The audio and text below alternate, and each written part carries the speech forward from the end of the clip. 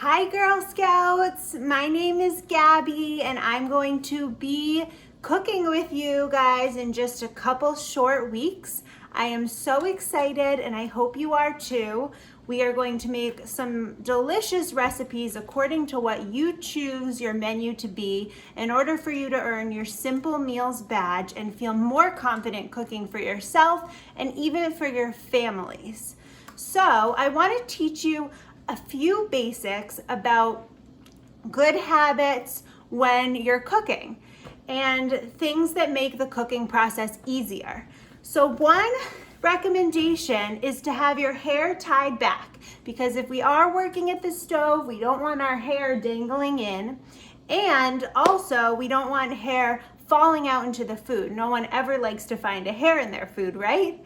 The other thing is about how you are going to dress. So, I don't know if you can see all of me, but I am wearing an apron. Some aprons go all the way up, and I actually like to tie my apron around my back and then again in the front, because it creates a nice little loop here for me to put a clean kitchen rag around. So I basically have my kitchen rag attached to me at the hip. And what I can do with this is, if there's ever a space that gets a little dirty or some food on it, I can take my clean kitchen rag and wipe it up nice and easily. I also have a kitchen rag here by the stove that I can wipe my hands on, because I want to try to keep this one more or less dry. The other thing I can do with my dry kitchen rag is I can make sure to fold it over so it's nice and thick, and I can use it to hold a hot handle. So those are some things about how you can dress and how you can prepare for our cooking session together.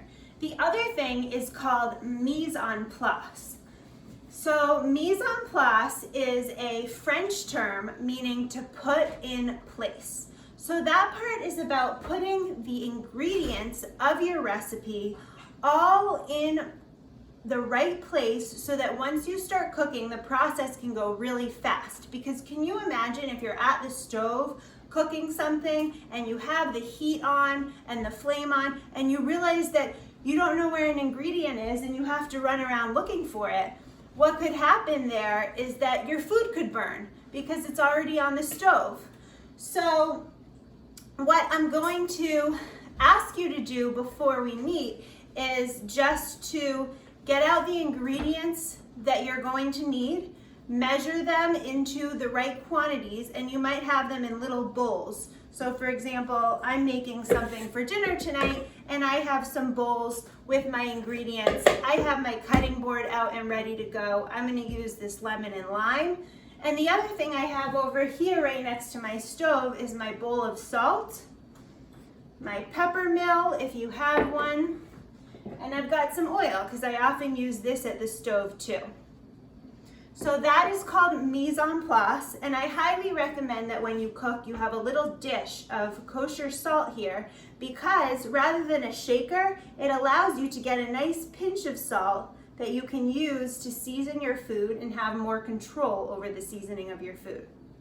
So just to recap, we talked about two things and two great skills to making delicious food and being a really good cook. And one is making sure you've got your outfit in place, your hair up, your apron, and your clean kitchen rag. The other piece is mise en place and getting your ingredients in place so that you can cook efficiently and stay organized.